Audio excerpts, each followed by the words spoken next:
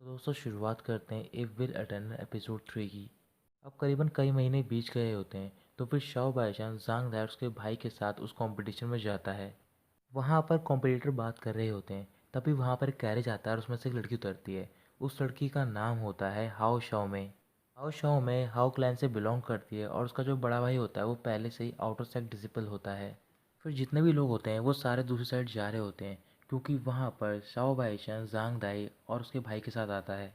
Shao by chance जांग दाई से बोल रहा होता है कि हमें कॉशियस रहना है और अपने प्लान को फॉलो करना है। कुछ देर बाद वहाँ पर इन्फोर्समेंट हॉल के मेंबर आते हैं, उनका नाम होता है फेंगी। तो फिर वो उन सबको कंपटीशन के बारे में बता रहे होते हैं।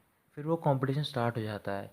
कंपटीशन स्टार्ट होने से एक महीना पहले शाओ बाईचांस जांग दाई से बात कर रहा होता है। जांग दाई उसे बता रहा होता है जो कंपटीशन आने वाला है वो बहुत ज़्यादा फीड्स होगा।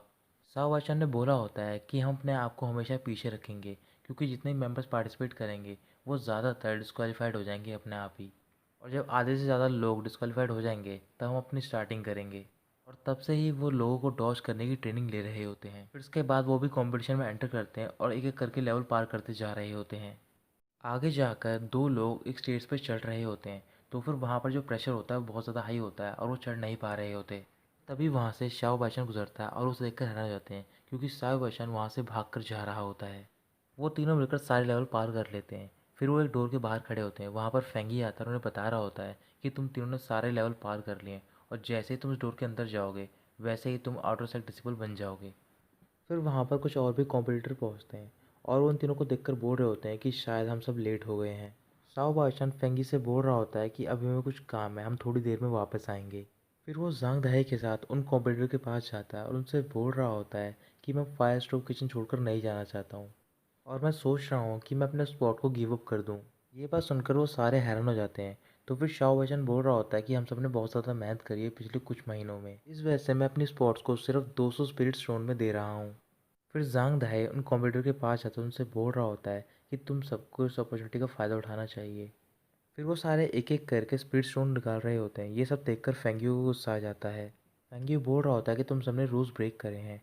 तो फिर शाओ बच्चन उसके पास जाता है और बोल रहा होता है कि हमने कोई भी रूल ब्रेक नहीं करे हैं। फिर वो एक एक करके 386 तक उसे रूल बताता है और बोल रहा होता है कि हमने इनमें से कोई भी रूल ब्रेक नहीं करा है।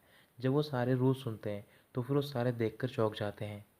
फेंगियो बोल रहा होता है कि तुम बिल्कुल ठीक बोल रहे हो, तुमने कोई भी रूल ब्रेक नहीं करे, तो फिर तुम कंटिन्यू कर सकते हो।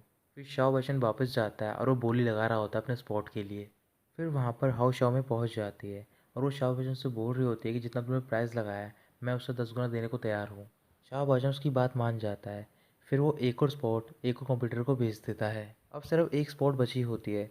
फिर वहाँ पर चैंगफे पहुँच जाता है और वो शाओ बच्चन से बोल रहा होता है कि तुम ये सब गलत कर रहे हो, तुम स्पीड स्टोन के लिए अपनी स्पॉट को बेच रहे हो। फिर वो फेंगी से रिक्वेस्ट कर रहा होता है कि वो कुछ करे शाओ वचन के खिलाफ। फेंगी बोल रहा होता है कि ये सारे कोई भी रूल्स ब्रेक नहीं कर रहे हैं, तो फिर मैं कुछ भी नहीं कर सकता हूँ। शेंगफी बोल रहा होता है कि अगर आप कुछ भी नहीं कर सकते हो तो फिर आप मुझे ऑर्डर दो कि मैं इन तीनों को इन्फॉर्मेंट हॉल में ले जाऊँ और वहाँ पर जो भी सीनियर होंगे वो उनके खिलाफ फैसला लेंगे। फेंगी उसकी बात मान जाता है। फिर वो सारे इन्फॉर्मेंट हॉल जा रहे होते हैं। जो शाओ वचन होता है सबसे आगे चल रहा होता है, उसके पीछे चेंगफी चल रहा होता है। अचानक से चेंगफी शाओ वचन को पकड़ लेता है और उससे बोल रहा होता है कि अब मैं तुम्हें डोर के अंदर फेंकूंगा और तुम जाके आउटर साइड डिसेबल बन जाओगे। फिर वो उसे फेंक देता है और उसके बाद बेल रैंग हो जाती है आखिरी स्पॉट के लिए।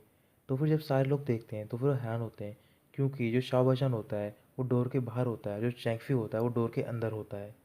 जब शेंगफी ने शाओ बच्चन को फेंका होता है तभी जो टर्टल होता है वो वहाँ पर आता है और वो शेंगफी को अंदर की ओर धक्का देता है और वो शाओ बच्चन को बचा लेता है अंदर जाने से। शेंगफी फेंगी के पास जाता है, उसे समझाने की कोशिश कर रहा था और बोल रहा होता है कि ये सब गलती से हुआ है, बट फेंगी उसकी बात नहीं मानता है। हाओ शाओ में शाओ बच्चन के पास जाती है और उससे उसका नाम पूछ रही होती है। फिर वो उसे अपना नाम बताता है और वो वहाँ से चली जाती है।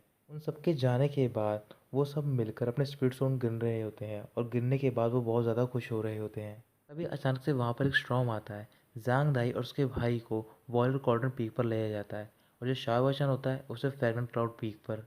शाओ बाओशन फ्रैग्रेंट क्लाउड पीक पर पहुँच जाता है। फिर वहाँ पर उसे सीनियर मिलने के लिए आता है जिसे कि उसके अंकल भाई ने भेजा होता है, और उसका नाम होता है हाओ युनफे। युनफे शाओ मे का बड़ा भाई होता है। फिर वो बाओशन को कुछ कपड़े देता है जो कि उसके लिए पीक मास्टर ने बेचे होते हैं।